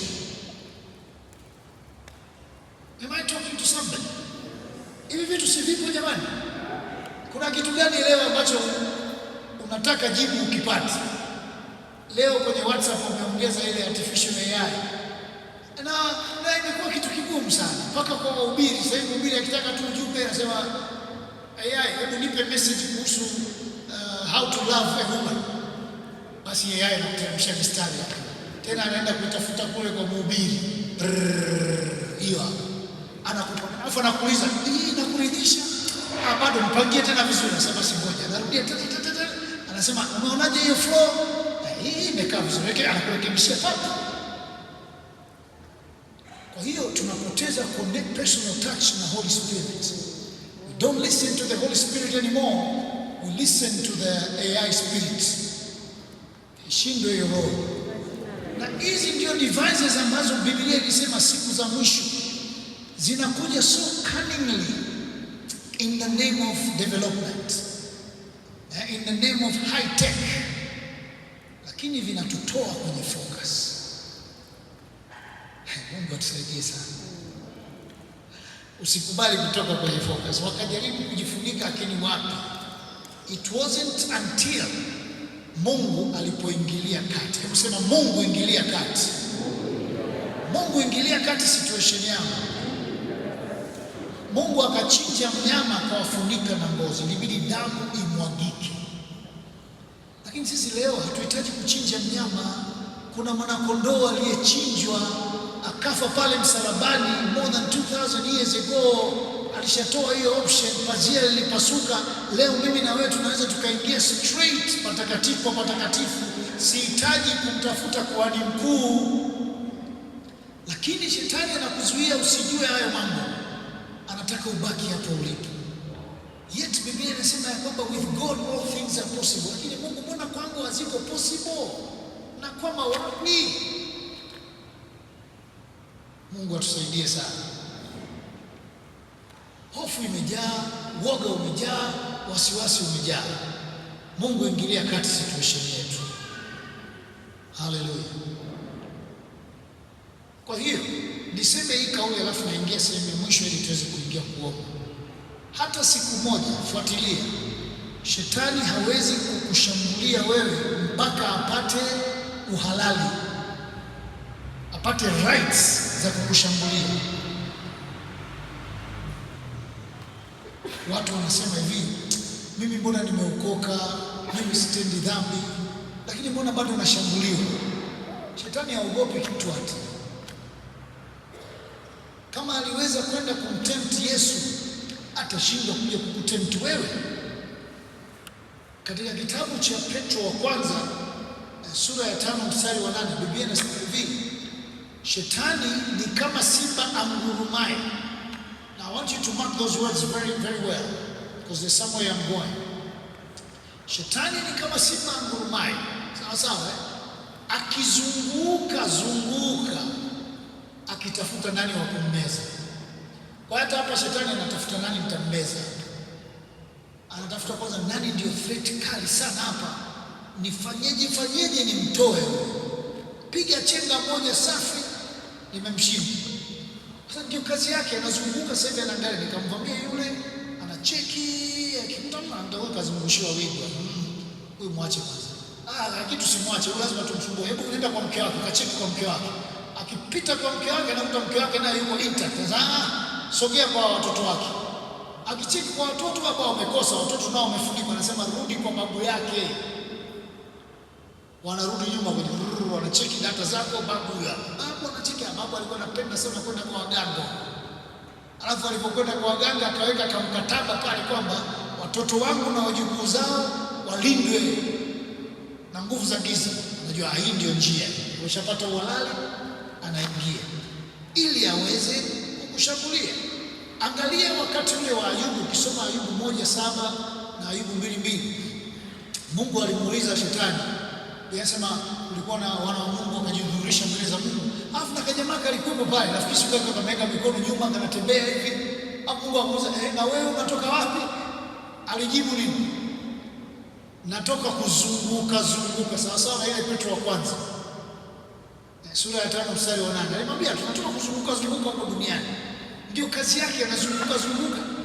Ili nini? Anatafuta nani wa kumvamia, anatafuta nani wa kumtoa kwenye focus, anatafuta ni ndoa gani ambayo imejaa amani, ni ndoa gani ambayo kuna ufalme wa Mungu, ni watoe. Mnashangaa hao wanandoa, mbona walikuwa wanaenda vizuri, wanapendana, ghafla unasikia mume kamuua mke. Au mjasikia hapa Kenya? Sijuzi nilisikia kuna story, jamaa ameua mke wake. Alafu nilikuwa namfahamu yule jamaa, namfahamu dada yake. Na dada yake anakaa Marekani. Anatafuta tu mahali palipo na utulivu, anaingia na vuruga. Watoto wanasoma vizuri shule na nini, fanya, ingiza kwa ugonjwa hapo.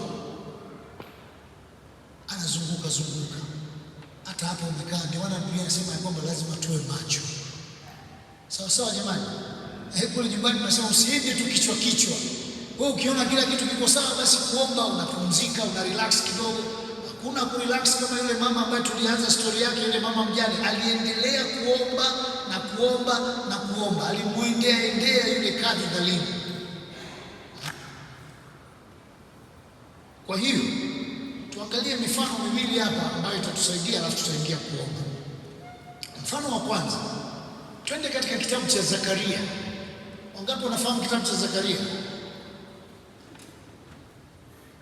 Nani hajawahi kusikia kitabu cha Zakaria? Okay. Yaani ukimaliza kitabu cha Mathayo tu unapata Zakaria. Si ndio? Sio kumbe watu wanajua kitabu cha Zakaria. Twende kitabu cha Zakaria. Zakaria sura ile ya 3. Nataka tuone mfano hapa wa mtumishi wa Mungu. Sasa wewe jiweke kwenye nafasi ya yule mtumishi, tuchukulie kama ndio alikuwa muombaji. Ameokoka, anampenda Yesu, anaishi maisha matakatifu, anamtumikia Mungu. Huwezi kuexpect kwamba shetani atabisha hodi ya vurugu hapo. Biblia inasema katika kitabu cha Zakaria kuanzia ule mstari wa kwanza, Zakaria sura ya 3. Anasema, kisha akanionyesha Yoshua kuhani mkuu amesimama mbele ya malaika wa Bwana, na shetani amesimama mkono wake wa kuume ili kushindana naye. Bwana akamwambia shetani, Bwana na akukemee ewe shetani, naam Bwana aliyechagua Yerusalemu na akukemee. Je, hiki si kinga kilichotolewa motoni? Basi Yoshua alikuwa amevaa nguo chafu sana, naye alikuwa akisimama mbele ya malaika. Naye huyo akajibu akawaambia wale waliosimama mbele yake akisema, mvueni nguo hizi zenye uchafu. Kisha akamwambia yeye, tazama, nimekuondolea uovu wako, nami nitakuvika mavazi ya thamani nyingi. Alafu anaelezea sasa, vikeni kilemba kizuri kichwani pake. Basi wakampiga kilemba kizuri kichwani pake, wakamvika mavazi, naye malaika wa Bwana akasimama karibu. Now, huyu alikuwa ni high priest. Sawa sawa jamani. Procedure ya kumpata high priest, ukipata nafasi ya kusoma kwenye Old Testament, haikuwa procedure ndogo. It was a rigorous procedure. High priest hakutakiwa kuwa na defect yoyote. Kwa hiyo inamaanisha kwamba yumkini toka wadogo walikuwa wanaanza kuwaasha in kuingia kuwa high priest. High priest alitakiwa awe mtakatifu. Mavazi ya high priest, ukisoma katika kitabu cha Kutoka sura 28 mstari wa kwanza mpaka wa 4, anasema mavazi yake yalipaswa kuwa matakatifu. Bwana Yesu asifiwe. Kwa hiyo high priest ili aingie hekaluni kama yule Zakaria baba wa Yohana Mbatizaji, alijiandaa kwanza, alijitakasa, alafu ndio anaingia hekaluni ili aweze kufanya duties zake za kukaa kati ya yeye na Mungu na watu. Ndio ilikuwa kazi kubwa ya high priest. Now, this particular time, high priest alikuwa anaitwa Joshua. Huyu sio Joshua yule wa Musa, hapana. Huyu ni Joshua kuhani mkuu. Amejiandaa, amevaa mavazi yake masafi matakatifu, kaingia hekaluni. Ghafla bin vu, upande wake wa kuume, shetani naye akasimama. Ask yourself a question. Shetani anapata wapi audacity ya kuingia mahali palipo na presence ya Mungu? Nimesema hivi, ili shetani ya kuwataka wewe muombaji, wewe uliyekaa, lazima apate uhalali, apate legal rights ya kuingia through. Roho Mtakatifu nisaidie watu wako wasikie vizuri, waelewe, ili wawe waombaji wenye ushindi. Bwana Yesu asifiwe. Huyu ni kuhani mkuu, ni mtakatifu, amekaa hekaluni, anafanya duty za kitakatifu. Shetani naye akajisogeza hapo. Sasa angalia accusation, nakwambia shetani anazunguka, yaani wewe hata kama you are doing well, anatafuta tu akuvuruge. Sijui kama mnanielewa hiyo. Kwa nini? Kwa sababu kazi yake ni kuchinja, kuua na kuharibu. Lakini Mungu anasema mawazo ninayokuwazia mimi ni perfect. The good. But shetani anakuwazia vitu vya hovyo. Kwa hiyo akamcheki huyu kuhani mkuu Yoshua huyu, akasema huyu lazima na mimi nikamvuruge. Akatafuta niingilie wapi. Naomba unisikilize vizuri, kwa sababu pia na yeye anatafutaga entry point kwako. Lazima apate entry point, hivi hawezi kuja kushambulia. Sasa kipindi hiki huyu kuhani mkuu ilikuwa ndio kipindi wa Israeli wamerudi kutoka Babylon. Sasa usisahau walienda Babylon kwa sababu walimwasi Mungu, Mungu akawapa kama adhabu. Kwa hiyo kitu alichokuwa anajaribu kukifanya huyu kuhani mkuu, shetani aliona Joshua amevaa vazi chafu sana. Si tumesoma hapa jamani? Okay, let us reason together. Alionaje kwamba huyu jamaa amevaa vazi chafu, wakati kuhani mkuu akiingia hekaluni vazi lake linakuwa safi bila spot? Alikuwa anaona nini? It must have been a spiritual garment. Kumbuka ile niliyosema walikuwa wamevikwa Adam na Eva. Ile spiritual garment yake ilikuwa ina uchafu, tena uchafu mwingi. Sasa huo uchafu ulikuwa uchafu gani? Alikuwa anaangalia uovu. Do you know the meaning of uovu? So the Bible is talking about sin, iniquity and so on. Makosa, dhambi na uovu. Uovu ni yale yaliyofanyika wakati even wewe you are not there. Ule ndio uovu. Kwa hiyo kuna uovu waliofanya wana wa Israeli. Inawezekana kabisa hata wengine hawakutubu. Kwa hiyo huyu shetani alichokuwa anajaribu kufanya ni kumdisprove high priest, kumwambia kwamba you are not worthy to stand here, kwa sababu ya uovu ambao bado uko kwenye mtiririko wa maisha yenu. Si kama mnanipata? Kwa hiyo Mungu akawa anafuatilia ile story, anacheki, na jamaa kweli alikuwa na haki, anachoongea ni sahihi kabisa, kwamba huyu hawezi kufanya hii kazi ya kufanya hata hekaluni, hamna. Na alitakiwa asimamie kujenga hekalu na kurudisha system ya priesthood again baada ya wale wa Israeli kurudi. Shetani akasimama, huyu afanye. Kwa nini? Pamoja na vazi lako safi, kuna vazi chafu katika ulimwengu wa roho. Tunaweza tukavaa mavazi mazuri nje na suti zetu nzuri sana. Ukinitazama unasema hii suti, na wengine hata suti zetu zina gharama zake bwana, na majina yanajulikana. Au nakosea jamani? Anamwambia suti ghali ile, lakini ndani yako suti yako ni chafu. Lakini Mungu akatazama akasema, wait a minute, Joshua ni mtumishi wangu. Haleluya. Akasema nikimwachia huyu jamaa anaweza akamvuruga. Mungu akaingilia kati. Biblia inasema ya kwamba akasema na Mungu na akukemee. Akamwambia huyu si mtumishi wangu huyu ambaye nimempaka mafuta atumike kwenye kazi yangu. Anasikia statement hiyo ya Mungu akisema leo, hawa ni watu wangu waombaji nilioweka kwenye nafasi. Kwa nini shetani unawa-accuse kwamba hawa wana makosa? Kwa hiyo akasema mwachie huyu. Leo hii ningesema waachie katika jina la Yesu. Haleluya. Kwa hiyo kila accusation ambayo shetani anainua dhidi yako ili usifanye function uliyopewa kwenye position yako, to uplift in the name of Jesus. Hallelujah. No more condemnation kwa wale ambao Kristo amewaweka huru. Anatumia njia ya kukondem akukatishe tamaa. Hebu imagine kama huyu high priest angekubaliana na yale maneno, ndio imeisha. Lakini Mungu alisema no. Na leo Mungu aingilie kati situation yako. Bwana Yesu asifiwe. Hallelujah. Let me talk a little bit about vazi ili tuelewe. Unajua vazi, kuna mavazi ya kimwili na mavazi ya kiroho. Kuna mavazi yanayoonekana na mavazi yasiyoonekana. Kama niliongea kuhusu Adam na Eve, walikuwa na vazi ambalo halionekana.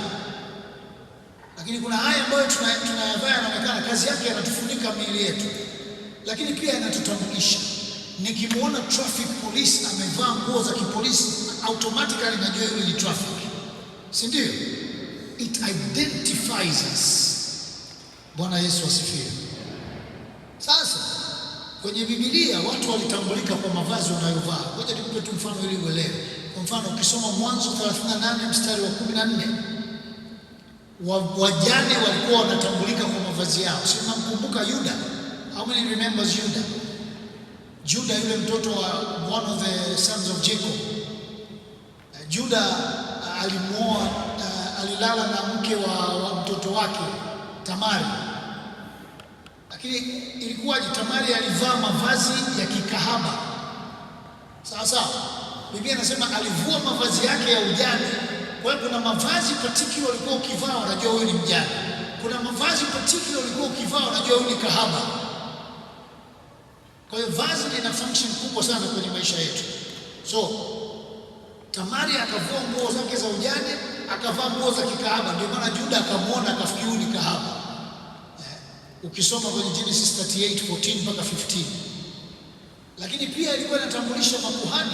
Kuna mavazi specific walikuwa wanavaa unajua huyu ni kuhani. Mabikira, ukisoma Samueli wa pili sura ya 13 mstari wa 18, ile habari ya Tamari na Amnoni. Baada ya Amnoni kumbaka dada yake, Biblia inasema akavaa mavazi yaliyomuonyesha kwamba huyu sasa sio bikira tena. Sasa ngoja niseme hii statement is very important. Vazi ulilovishwa rohoni ndio linalovuta roho zinazoendana na vazi hilo ulilovishwa. Vazi ulilovishwa rohoni ndio linalovuta roho zinazoendana na vazi hilo ulilovishwa. Yaani kama umekuvisha vazi la tabia fulani, utajikuta unavutiwa na tabia hizo hizo. Kama umekuvisha vazi la sifa fulani, utajikuta unaungana na watu wenye sifa hizo hizo. Kwa hiyo check aina ya vazi ambalo unalo katika ulimwengu wa roho. Inategemeana nani amekuvisha. Mungu anaweza akakuvisha na shetani anaweza akakuvisha. Mungu atusaidie sana. Haleluya. Haleluya. Kwa shetani anapambana akudisqualify wewe kama muombaji. Akikwambia umeomba muda mrefu mbona hamna majibu? Mbona uliomba hiki alafu akikuwa? No, mimi niko hapa kukutia moyo kwamba Mungu wetu anaweza. Ahadi zake ni kweli na tena ni amina. Neno lake halibadiliki. Anasema ya kwamba neno langu likitoka kinywani mwangu litatenda kile ambacho nimelituma kwao. Bwana Yesu apewe sifa. Tuangalie mfano wa mwisho alafu tunakwenda kuomba. Mfano ni very popular, mfano wa Ayubu. Ukisoma Ayubu sura ya kwanza mstari wa kwanza na wa 6, utaona tena mfano mwingine ambao shetani alijaribu kumvuruga mtu ambaye alikuwa ni mtu tofauti. Sasa Ayubu was a holy man. Biblia inasema alikuwa na mtu katika nchi ya Usi, jina lake alikuwa akiitwa Ayubu. Mtu huyu alikuwa mkamilifu, mwelekevu, anayemcha Mungu, haendani na uovu. The guy was perfect. Lakini bado shetani alimkimbizia. Sasa unajiuliza, mimi sijihusishi na uhuni, mimi sijihusishi na madudu ya ajabu, mbona huyu jamaa bado ananifuata? Ndio kazi yake. Popote anapoona pana jambo la Mungu linatekelezeka, ataingia kulivuruga. Ndio maana lazima muwe careful, vigilant in prayer. Usione tu ndoa yako inaenda vizuri ukasema mimi niko paradise, pray. Usione watoto wako wanafanya vizuri shuleni ukasema watoto wangu mara zote ni number 1, pray for them. Usione biashara yako inafanya vizuri kuliko ya neighbor wako ukasema wewe kwa sababu umeokoka, keep praying for that business, kwa sababu kuna yule anayezunguka aone nani amvamie. Na target ya kwanza itakuwa wewe unayefanya vizuri ambaye unamtegemea Mungu. Kwa hiyo endelea kusurround your everything with prayer. Bwana Yesu apewe sifa.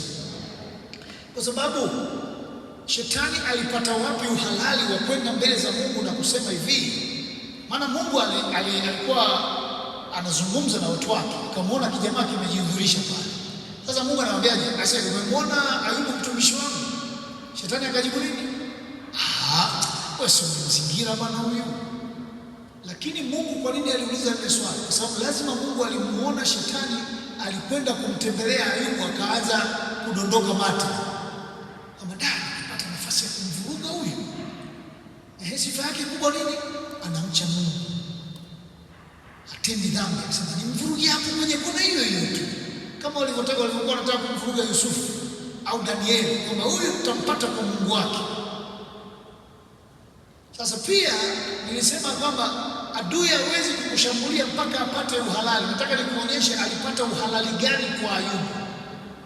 Bwana Yesu apewe sifa.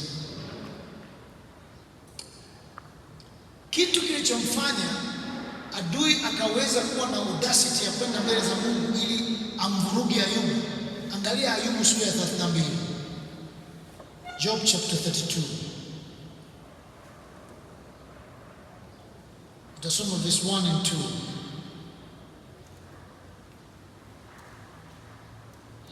Kwa sababu sasa shetani anamwambia Mungu, wewe huyu umembariki Bwana, mali yake umeiongeza, watoto wake wako vizuri, ana wanyama na nini, ondoa huo wigo uone kama hajakukufuru. Na adui asipate nafasi ya kuondoa wigo ambao Mungu ameuweka kwenye maisha yako, kwenye biashara yako, huduma yako, na watoto wako na mke wako. He will never be able to remove it. Tunaachilia wigo wa damu ya Yesu wazingire katika jina la Yesu.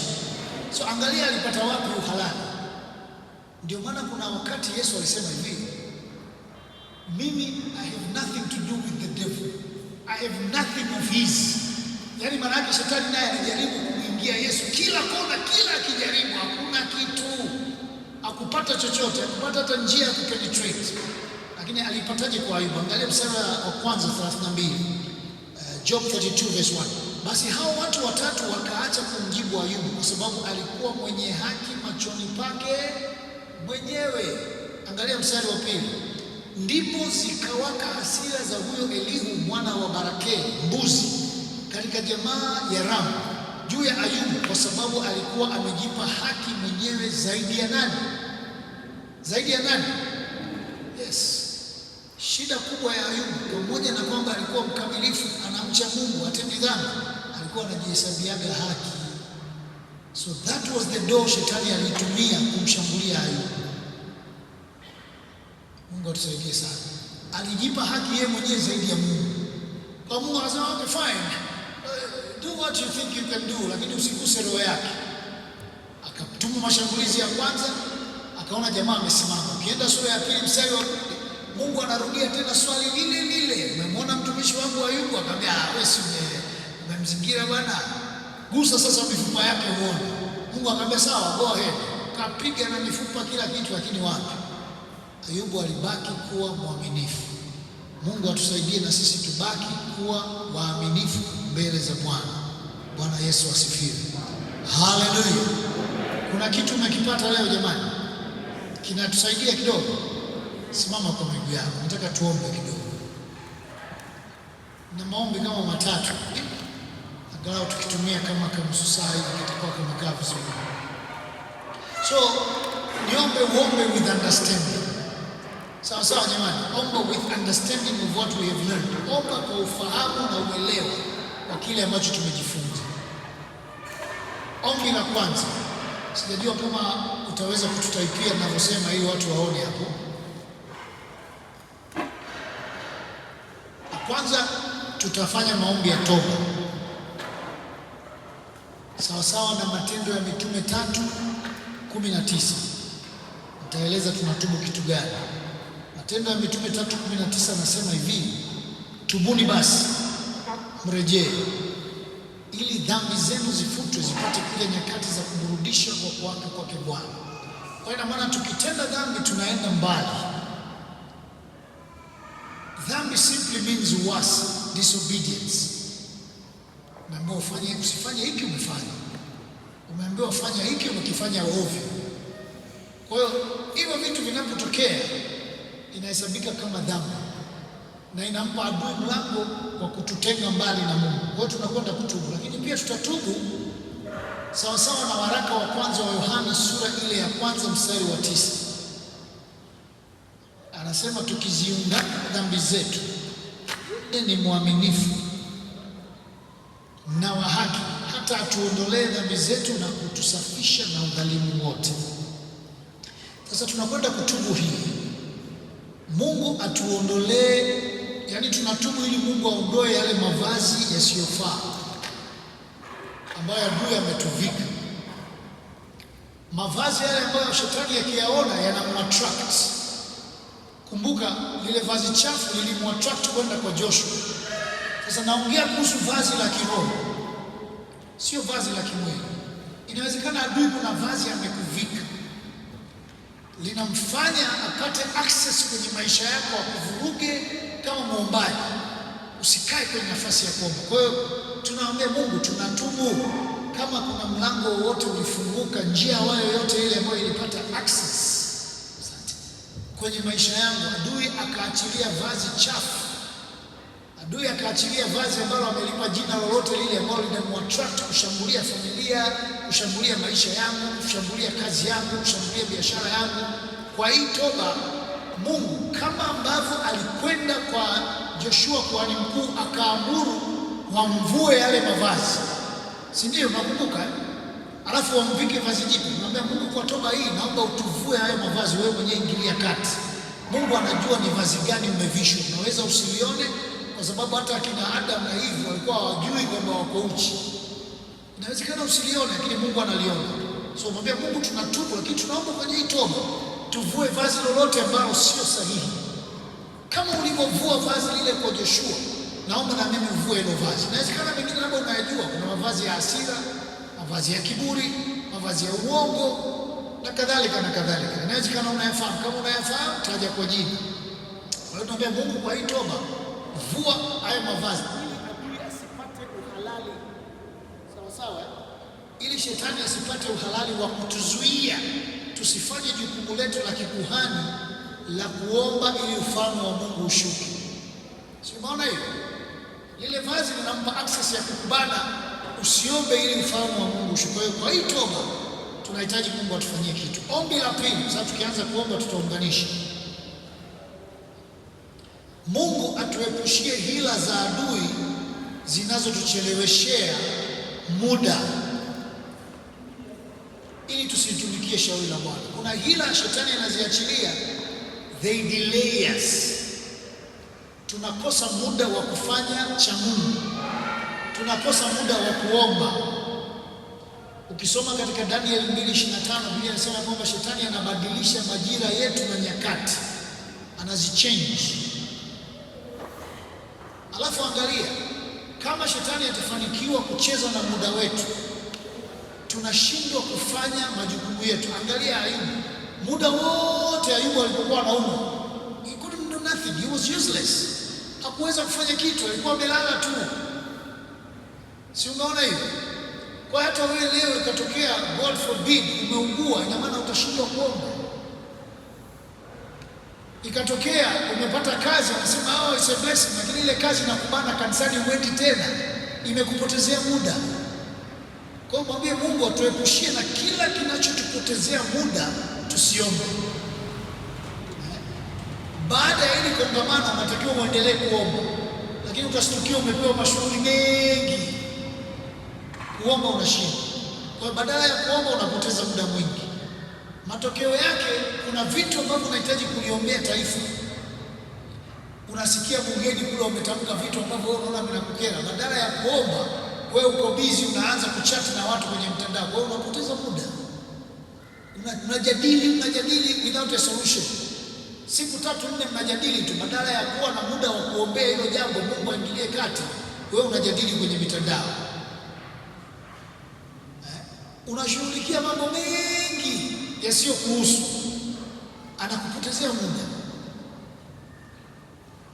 Kumbe Mungu anataka tuombe wala tusikate tamaa. Lakini cha tatu, tuombe ya kwamba Mungu aturejeshee miaka iliyoliwa na adui, kwa sababu alipopoteza muda wako amepoteza miaka yako. Ile Yoeli 1:4 na Yoeli 2:25 anasema hivi. Tuangalia Yoeli 2:25. Anasema nami nitakurudishia hiyo miaka iliyoliwa na nzige na parare na madumadu na tunutu, jeshi langu kubwa nililotuma kati yenu. Lakini ukiangalia ile sura ya kwanza mstari wa 4 anasema hivi, yaliyosazwa na tunutu yameliwa na nzige, yaliyosazwa na nzige yameliwa na parare, yaliyosazwa na parare yameliwa na madumadu. Sasa ukiangalia ni kama vile anazungumza kuhusu mazao, kwamba mazao yameliwa, huyu amebakiza akaja huyu akala, huyu amebakiza akaja. Lakini reality tunapokwenda kwenye sura ya 2 mstari wa 25 anasema hivi, ndio kuna vitu vimeliwa, lakini mimi nitakurudishia miaka, ikimaanisha wale wadudu sio kwamba walikuwa wanakula mazao, walikuwa wanakula miaka. They were eating up your years. Akaja wa kwanza akala, tunutu akamaliza akabakiza, madumadu naye kaja kala. Kwa hiyo wakala miaka yako kweli kweli ya wewe kutokufanya kitu cha Mungu, hasa kukaa kwenye nafasi ya kuomba. Lakini Mungu anasema hivi, mkiniita mimi ninarudisha hiyo miaka iliyoliwa. Bwana Yesu asifiwe. Haijalishi kama umepoteza miaka 3 4, God can fast track and restore those years. Kwa hiyo tumwambie Mungu turejeshee hiyo miaka. Lakini la 4 na la mwisho kwa jioni ya leo, mengine tutaendelea kesho. Tuko katika majira ya Pasaka. Haleluya. Yes, kikawaida tutachukulia kwamba it is a sad time. Tuna remember majira ambayo Bwana wetu Yesu Kristo alipitia mateso makali, lakini mwisho wa siku alifufuka kwa ushindi. Bwana Yesu asifiwe. Ombi la 4, omba ya kwamba ile nguvu ya ufufuo. Haleluya, hebu sema nguvu ya ufufuo. Biblia inasema roho yule aliyemfufua Kristo katika wafu na akauishe miili yenu iliyo katika kufa. Omba ile nguvu ya ufufuo itafufua na kuamsha tena kiu na njaa ya kuomba. Kumbuka nilisema katika Ezekiel 47, inawezekana some of us tuko hapa, kiwango chetu cha kuomba kiko huku kwenye viwiko vya miguu. Inawezekana wengine kiwango chetu kiko kwenye magoti. Inawezekana wengine kiwango chetu kiko kwenye kiuno. Na inawezekana kuna baadhi yetu kiwango chetu ni cha kuogelea. Kwa hiyo omba ya kwamba ile nguvu ya ufufuo ikaamshe tena ile kiu na ari ya kuomba ili ipandishe viwango vyetu. Na kama una neema ya kuwa na kiwango cha kuogelea, mwambie Mungu akupe nguvu ya ufufuo itakayoendelea kufufua na kufufua, ubakie kwenye kiwango hicho hicho. Bwana Yesu asifiwe. Simama kwa miguu yako tuombe. Nataka tutaunganisha haya maombi. Tutaenda mmoja baada, mimi nitaongoza. Alafu baadaye nitakaribisha mwenzangu hapa atanisaidia. Je, kuna neno,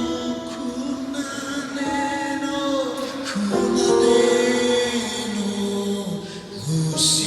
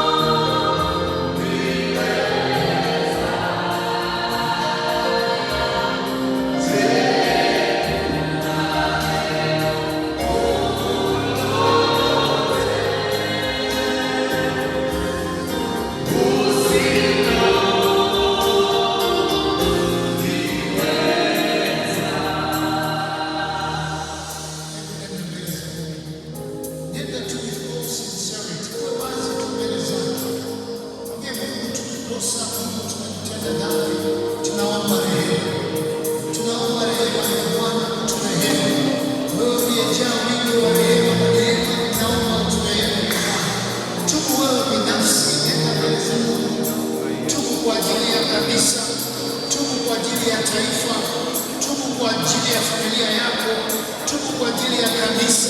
Endelea kuachilia damu ya Yesu juu yako sawasawa na Matendo ya Mitume 5:19. Neno linasema tubuni basi mrejee ili